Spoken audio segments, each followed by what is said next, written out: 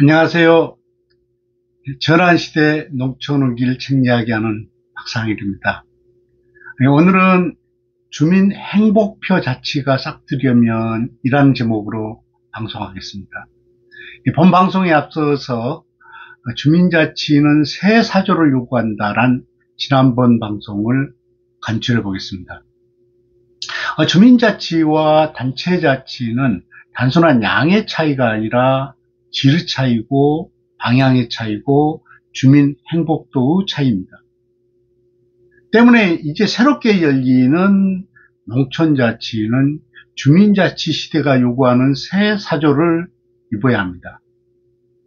농촌 다음으로 농촌 정체성을 바로 세워야 합니다. 내국적 식민주의인 중앙주의 멍에를 벗어야 합니다. 지역 할거주의를 배격하고 지역주의 옷을 입어야 합니다. 제가 지난 90년대 말부터 내생적 발전을 심취하면서 가장 큰 한계를 느꼈던 것은요, 내생적 발전론이 지역 혁신의 밑불을 지르는데 한계를 보이는 거예요. 무엇보다도 주민의 손에 잡히고 주민의 필요의식에 불지피는 운동으로선 한계가 있다는 것을 실감했습니다. 그래서 고민하고 생각해낸 게 내생적 혁신입니다. 이 농촌 내생적 혁신은 주민의 필요의식에 밑불을 지르고 주민의 손에 잡히는 실천 논리가 되어야 하고 주민자치 운동의 새 좌표가 되어야 한다고 생각합니다. 주지하다시피 주민자치는 주민을 행복하게 하는 지름길입니다. 저는 주민 행복표 자치가 싹틀 두 가지 과제를 제시합니다. 첫 번째는 보충성 원칙이고, 두 번째는 자치분권을 주민 삶의 질적으로 물꼬를 트는 것입니다. 지금부터는 주민 행복표 자치가 싹트려면은 첫 번째, 보충성 원칙이 행복자치를 이끈다는 제목으로 이야기문을 열겠습니다. 여러분, 허드슨 강의 기적이라는 영화 기억하시죠? 2009년 155명이 탄 여객기가 허드슨 강에 불시착한 이야기죠. 여기서 사람들은 그 비행기를 몰던 썰리 기장의 비행술에 감동을 했습니다. 그런데 여객기가 한겨울 강에 불시착한 상황이어서 한 사람의 부상자가 없이 24분 만에 전원 구출한 구조 이야기에 주목할 필요가 있습니다. 영화에서도 나왔지만은 사고 초기에 유람선이나 레저보트 등 민간인들이 이 구조의 중심을 이뤘습니다. 이어 늦게 도착한 행정 인력과 장비는 민간 구조대와 합심을 이뤘습니다. 그런데 이 사건의 구조 책임자는 이 사건 현장 구조기관인 북허드슨 구조대장이 맡았습니다. 재난이 발생하면은 현장을 잘 아는 사람이 지휘한다는 미국의 현장 지휘권 제도 때문입니다. 2014년 4월 16일 세월호 참사가 발생했죠. 이 상황은 공중파 방송에 의해 거의 생중계되다시피 했기 때문에 온 국민이 더 충격에 빠졌습니다. 근데 사건 발생 1시간여 만에 보니까 세월호 근처에는 200여 척의 구조선들이 모여들었습니다. 군, 민간 배 할 것 없이. 근데 이것을 본 국민들은 이제 금세 구조가 이루어지겠구나 하고 안도했습니다. 그런데 세월호가 부력을 잃고 점점 바닷속으로 빨려가는데도 구조활동은 더디기만 한 거예요. 심지어 여기 그 화면에 사진에서 나타난 것처럼 세월호 안에 탑승객들이 유리창을 두드리면서 구조 요청을 하는데도 해경 경비정들은 이를 외면하는 거예요. 망치로 유리를 깨뜨리면은 많은 사람들이 금세 쉽게 구조될 것인데 그걸 하지 않는 거예요. 왜 그럴까요?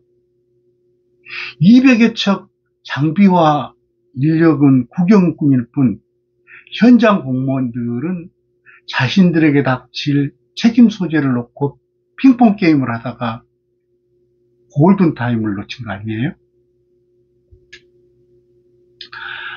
대형 참사가 일어날 때마다 당국은 재발 방지를 약속하고 획기적인 대책을 내놓겠다고 합니다. 그런데도 참사는 끊이질 않고 있습니다. 2018년에는 밀양 세종병원 화재로 51명이 목숨을 잃었죠. 2022년에는 멀쩡한 서울 도심 이태원에서 158명이나 목숨을 잃었죠. 2023년에는 오송 지하도에서 14명이 어이없게 수장되었죠. 우리는 이걸 인재라고 합니다.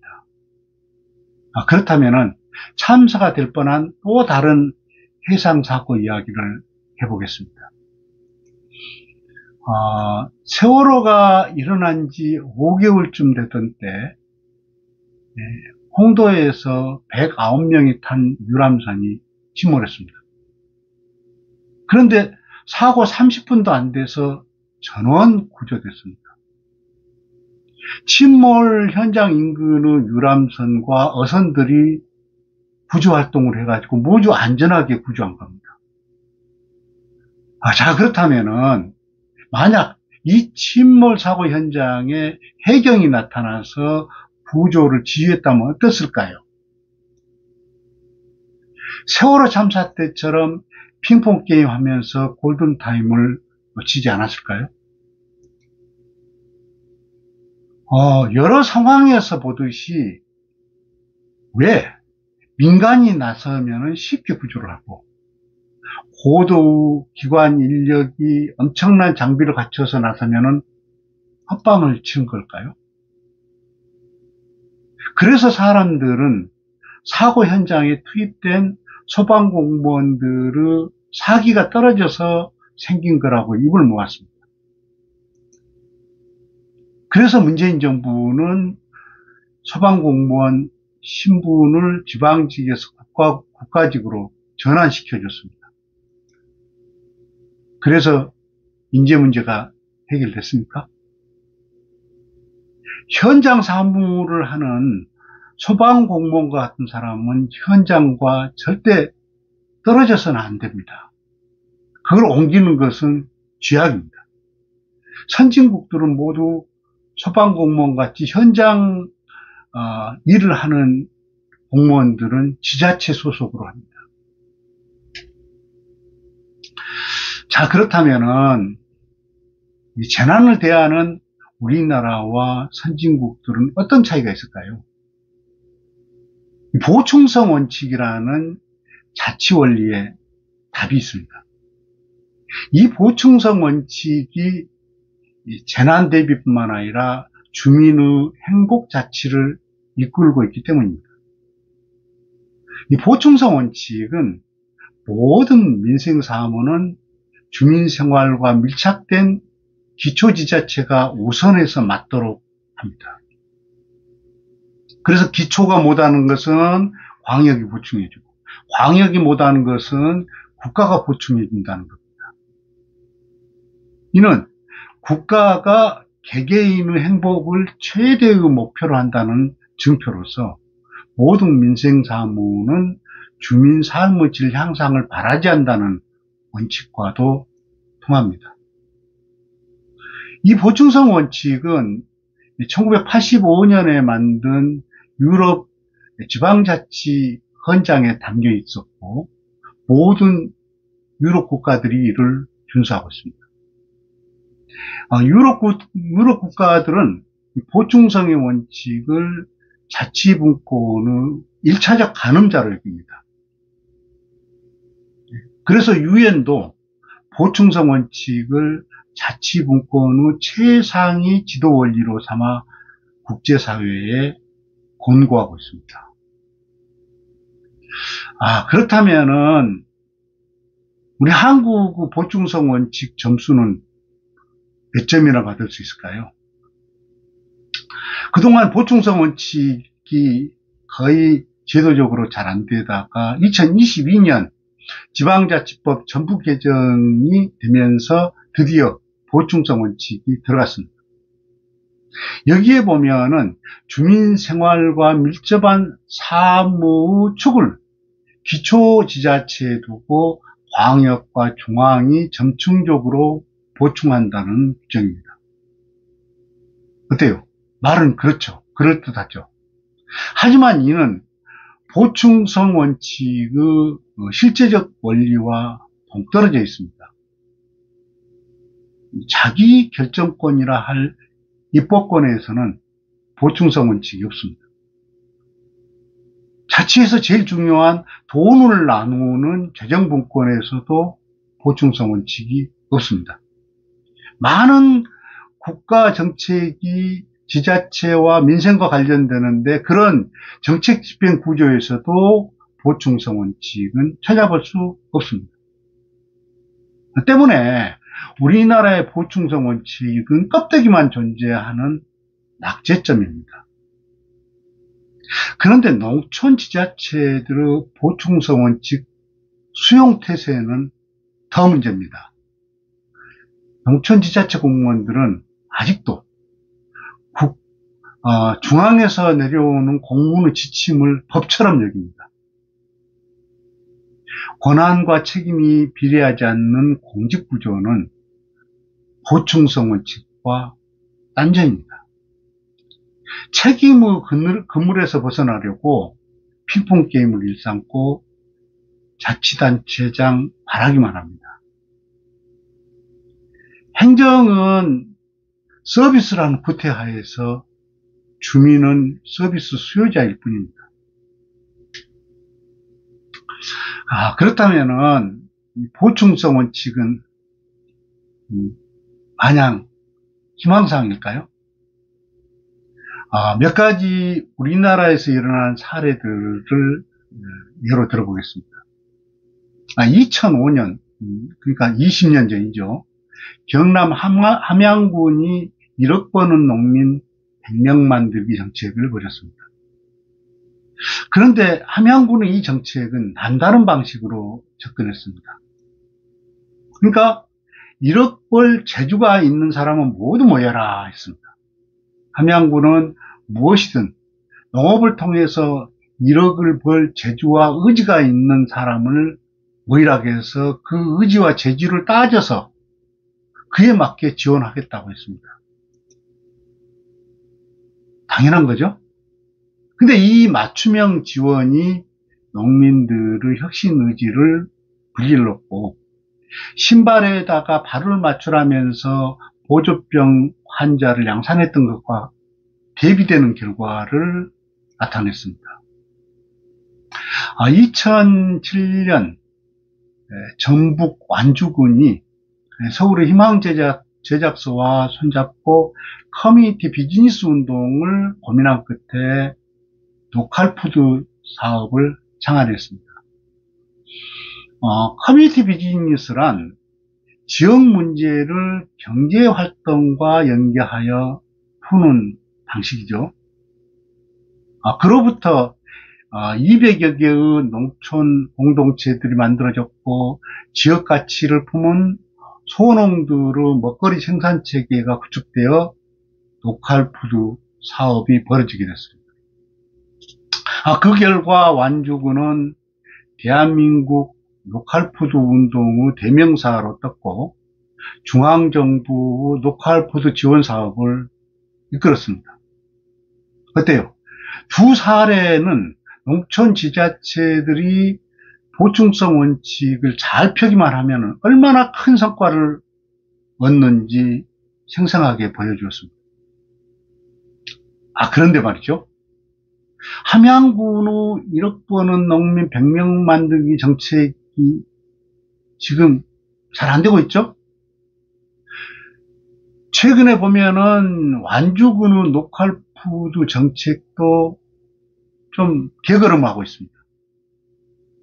그러니까 이러한 보충성의 원칙의 정책들이 그 원칙의 기운이 점점 초심을 잃고 퇴색되는 거예요.